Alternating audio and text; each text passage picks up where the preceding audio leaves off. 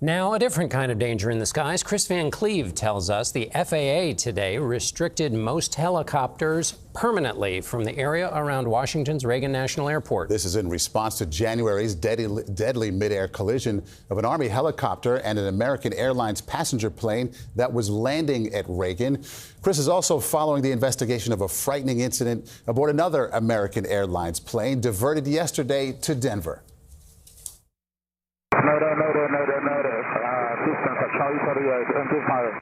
The fire that ignited after American Airlines Flight 1006 pulled into the gate at Denver's airport, sending flyers rushing to escape the flames, was not the first issue for the 13-year-old 737 Thursday. Within minutes of taking off from Colorado Springs en route to Dallas with 178 on board, pilots reported engine problems. Just to verify, non-emergency still correct?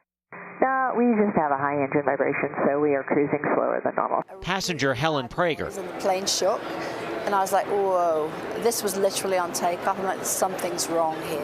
The pilots elected to turn around, diverting to Denver, but did not request fire crews meet the plane. Approximately 6 minutes after landing, as the plane pulled into the gate, orderly, the fire and chaos started. Everyone was screaming, there's a fire, there's a fire.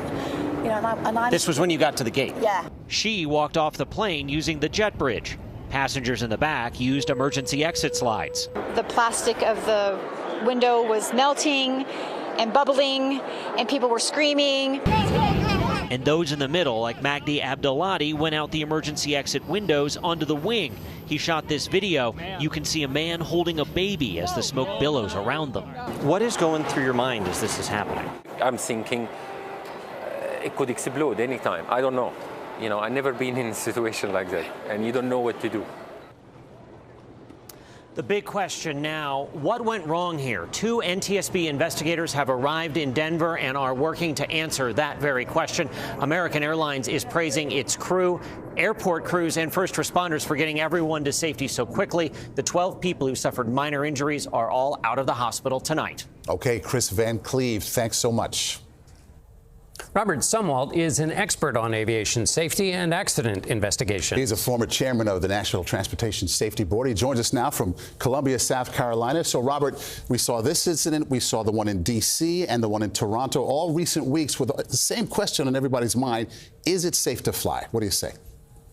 Well, Maurice, it's certainly understandable that people are a little jittery about flying right now. But let me remind you that the same aviation system that we had before, the same airline system that was very safe 6 months ago, we have that same safe system now. And when I talk about a safe system, I'm talking about airplanes that are well manufactured, well maintained, flight crews that are trained very well, flight attendants that are trained well. It all comes together to give us a very robust, safe system. Robert, in this incident, you had passengers leaving a plane that was in trouble. You had the same situation in Toronto. What do you notice from those evacuations, and what should people know?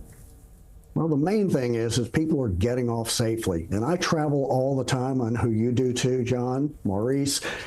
I always pick up that emergency passengers briefing card, and I read that, and I pay attention to the flight attendant briefings. And also, one thing you won't hear, but anywhere else here, but on CBS News, wear your shoes during takeoff and landing. If you need to get off of an airplane, you're going to want to have your shoes on. Excellent advice and insight, Robert Sumwalt. Thank you so much.